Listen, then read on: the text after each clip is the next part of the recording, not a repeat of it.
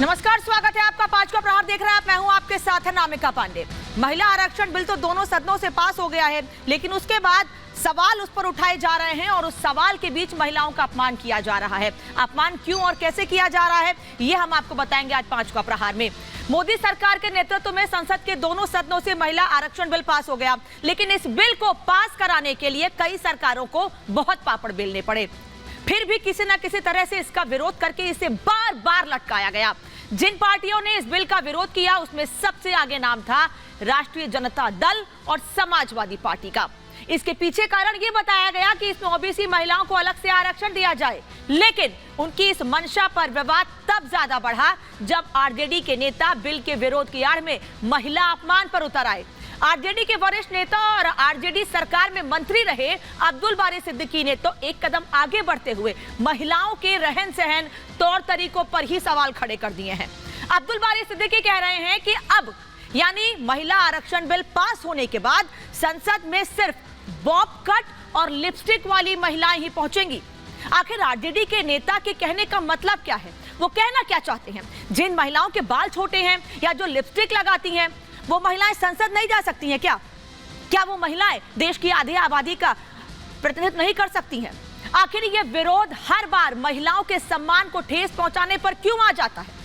पांचवा प्रहार में आज सवाल उन सभी नेताओं से जो मोदी विरोध की आड़ में महिलाओं का बार बार अपमान कर रहे हैं और महिला सशक्तिकरण में बाधा बन रहे हैं, और आज उन्हीं नेताओं से सवाल भी करेंगे। लेकिन सबसे पहले आपको दिखाते हैं कि आखिर कब कब आरजेडी के नेताओं ने, कोई छोटा नेता या कोई कार्यकर्ता नहीं बल्कि बड़े बड़े नेताओं ने, बड़े बड़े नामों ने कब कब महिला आरक्षण बिल का विरोध किया है, और अब तो नौबत आ गई है कि महिलाओं पर सवाल खड़े करने लगे हैं। सबसे पहले साल 1996 में लालू यादव ने इस बिल का विरोध किया था। क्या कहते हुए विरोध किया था लालू यादव ने, यह भी आपको बता देते हैं। उन्होंने कहा था कि हम इसे किसी भी कीमत पर पास नहीं होने देंगे। आखिर महिलाओं से इतना डर क्यों था लालू यादव को? 1996 में ही उन्होंने कहा था कि यह बिल राजनीतिक डकैती है, और आरजेडी के वही नेता आज भी उसी बिल पर सवाल खड़े कर रहे हैं। वो ये भी कह रहे थे कि हम इसे बर्दाश्त नहीं करेंगे। क्या बर्दाश्त नहीं करेंगे? महिला आरक्षण बिल को बर्दाश्त नहीं करेंगे। 90% लोग इस बिल के विरोध में कह रहे थे, और आरजेडी सांसद ने सदन में 1998 में इसका विरोध किया था, और विरोध करते हुए बिल की कॉपी तक फाड़ दी थी उन्होंने। ये आरजेडी के ही सांसद थे सुरेंद्र यादव, जिन्होंने बिल की कॉपी भरे संसद में, भरे सदन में फाड़ दी थी। साल 2010 में दोनों सदनों में आरजेडी ने इसका विरोध किया था, सरकार से समर्थन तक वापस लेने की धमकी दे दी थी। लालू ने कहा था कि बिल मेरी लाश के ऊपर से जाकर पास हो जाएगा, यानी कि मेरी लाश के ऊपर से बिल पास हो सकता है। लालू यादव 2010 में ये बात कह रहे थे। मामला यही नहीं रुका था, बल्कि आरजेडी के और भी नेता हैं, लगातार बयान देते रहे हैं। एक सांसद ने बिल की कॉपी को फाड़ा। लालू यादव कह रहे हैं कि बिल को अगर पास कराना है तो मेरी लाश के ऊपर से बिल पास कराना होगा। अब आरजेडी के नेता कह रहे हैं कि ये बिल पास तो हो गया है, लेकिन अब इस बिल के बाद सदन में लिपस्टिक और बॉबकट वाली महिलाएं पहुंचेंगी। इसीलिए आज हम सवाल पूछ रहे हैं कि महिला आरक्षण पर मर्यादा क्यों भूल गए हैं अब्दुल बारी सिद्दीकी? पहला सवाल ये, और दूसरा सवाल ये कि आखिर आधी आबादी पर शर्मनाक सियासत क्यों हो रही है? तीसरा सवाल ये कि आरजेडी की सोच महिला विरोधी है क्या? हालांकि पूछने की जरूरत नहीं है, बार बार खुद ही प्रमाण देते रहे हैं वो। चौथा सवाल ये कि वोट के लिए महिलाओं का अपमान करेंगे क्या? और पांचवा सवाल ये कि शर्मनाक बयान पर क्या अब्दुल बारी सिद्दीकी माफी मांगेंगे, जिनके बचाव में आरजेडी के तमाम बड़े नेता उतर आए हैं और अब ये कह रहे हैं कि किसी महिला का अपमान करना हमारा मकसद नहीं था।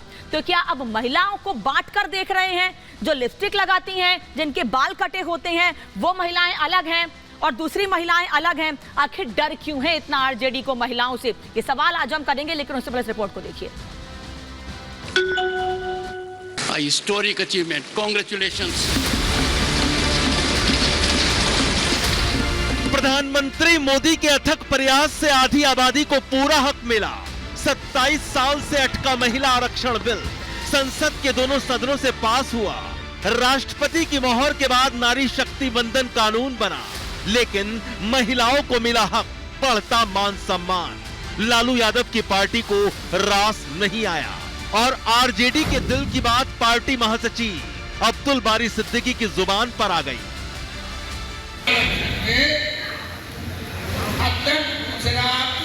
दूसरा का भी कोटा तय कर दीजिए, तब तो ठीक है। अब वरना महिला के नाम पर तीनों कॉलम इंडस्ट्री वाली या बॉब कट वाली औरत चली आएगी नौकरी में, तो आपके महिलाओं को हक और हुकूक मिलेगा। बिहार के मुजफ्फरपुर में एक सभा के दौरान अब्दुल बारी सिद्दीकी के शर्मनाक बयान ने सियासी गलियारे का तापमान बढ़ा दिया। बीजेपी ने आरजेडी के नेताओं की मानसिकता पर सवाल खड़े किए और महिलाओं के प्रति लालू यादव की पार्टी की सोच को सवालों के कटघरे में खड़ा कर दिया।